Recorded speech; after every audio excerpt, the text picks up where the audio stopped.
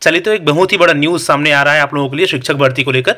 जैसे कि आप देख पा रहे होंगे, शिक्षक भर्ती में एक जो केस दायर हुआ था विषय बाध्यता को लेकर, उस पर आज सुनवाई थी और उस पर सुनवाई हुआ है और ये निर्णय लिया गया है कि जो भर्ती प्रक्रिया चल रही है उस पर स्टे लगाया जाए, जो अगली सुनवाई होगी तब तक। ये आप लोगों को जो कोर्ट का आदेश है उसको आप लोगों को अच्छे से समझाने की कोशिश करते हैं कि एग्जैक्टली क्या क्या चीज़ें इसमें लिखी गई है और कौन कौन सी बातें हैं। ये भी देख लेते हैं कि क्या सिर्फ शिक्षक पोस्ट पर स्टे लगा हुआ है कि बाकी जो प्राइमरी और लेक्चरर के पोस्ट है उन पर भी स्टे का ऑर्डर जारी किया गया है। ठीक है, चलिए आगे बढ़ते हैं और देखते हैं कि एग्जैक्टली क्या क्या लिखा है इस नोटिस में।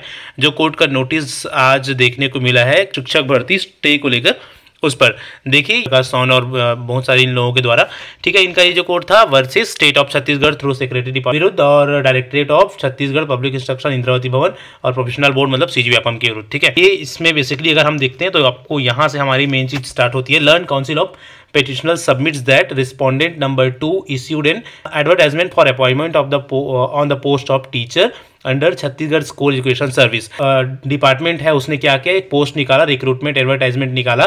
किसके अपॉइंटमेंट के लिए? टीचर्स के अपॉइंटमेंट के लिए, अलग अलग टीचर्स के पोस्ट के लिए। उसके बाद क्या है, देखो रिक्रूटमेंट इन प्रमोशन रूल्स 2019। देखो जो एडवर्टाइजमेंट निकाला गया है ना, वो जो 2019 का रोज रिक्रूटमेंट रूल था या भर्ती नियम था उसके तहत निकाला गया है। विशेष बात है, आप ध्यान रखेंगे। ठीक है, however the post has not been specified subject wise and therefore neither petitioner nor other candidates are aware as to whether post or particular subject is advertised or not। अच्छा, यहाँ पर सबसे मेन बात यहाँ पर आ जाती है कि देखो, क्योंकि इस पोस्ट में, क्योंकि इस एडवर्टाइजमेंट में जो शिक्षक पोस्ट है उसमें विषय क्लियर नहीं किया गया था। देखो, विषय बाध्यता को लेकर कोर्ट केस हुआ था, आप सबको पता है।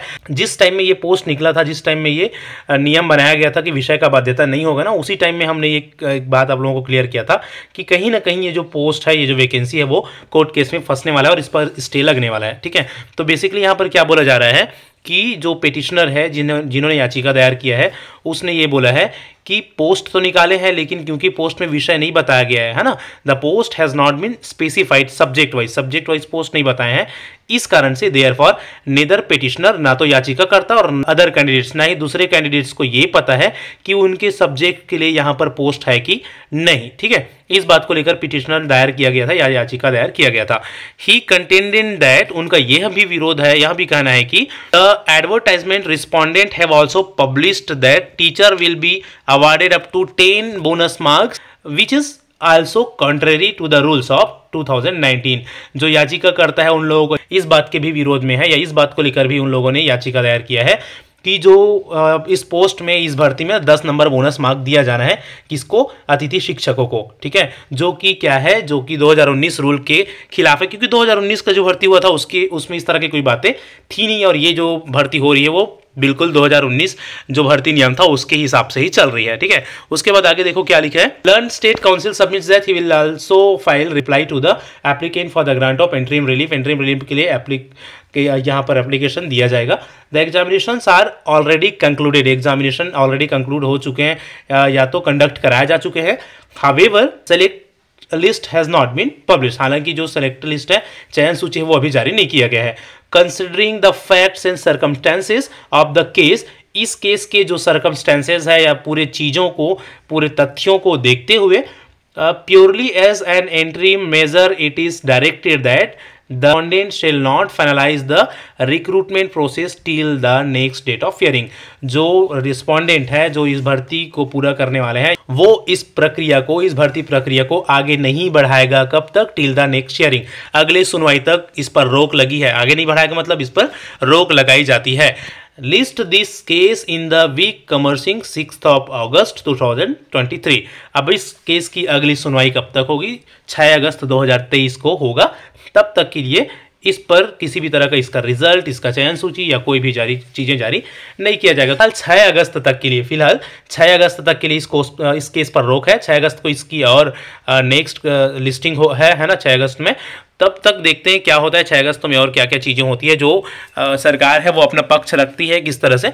तब तक के लिए बेसिकली इस पोस्ट पर स्टे है अंतरिम सुनवाई तक। अब जब तक अंतरिम सुनवाई नहीं हो जाती, अंतरिम सुनवाई का मतलब क्या होता है?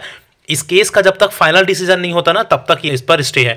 और जैसे कि हमने यहाँ पर देखा, देखो जब जहाँ तक बात था विषय बाध्यता का, तो विषय बाध्यता का जहाँ तक बात था ना, तो प्राइमरी और लेक्चरर वालों को कोई दिक्कत नहीं था क्योंकि विषय बाध्यता किस में है, मिडिल में है। लेकिन अगर यहाँ पर बात आ गई है किसकी, यहाँ पर बात आ गई है बोनस मार्क का।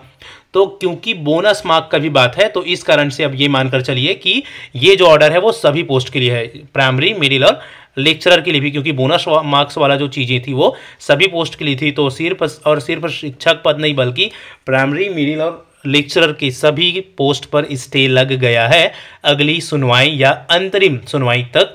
जब तक ये मुद्दा क्लियर नहीं हो जाता तब तक ये शिक्षक का जो रिजल्ट है वो जारी नहीं होगा और ये पूरी भर्ती प्रक्रिया आगे नहीं बढ़ेगी। तो इस तरह से पूरा एक अपडेट, पूरा एक डिटेल इस स्टे केस के विषय में। आई होप कि आपको सारी चीज़ें क्लियर हुआ होगा। फिलहाल इस वीडियो में इतना ही। फ्रेंड, अगर चैनल में न्यू है तो इसी तरह की और भी इन्फॉर्मेटिव चीज़ें के लिए हमारा चैनल जरूर सब्सक्राइब करके रख लीजिए। आगे इन फ्यूचर इससे रिलेटेड सारी चीज़ें आप लोगों को अपडेट कराते रहेंगे। अब मिलते हैं नेक्स्ट वीडियो में, तब तक के लिए थैंक यू सो मच।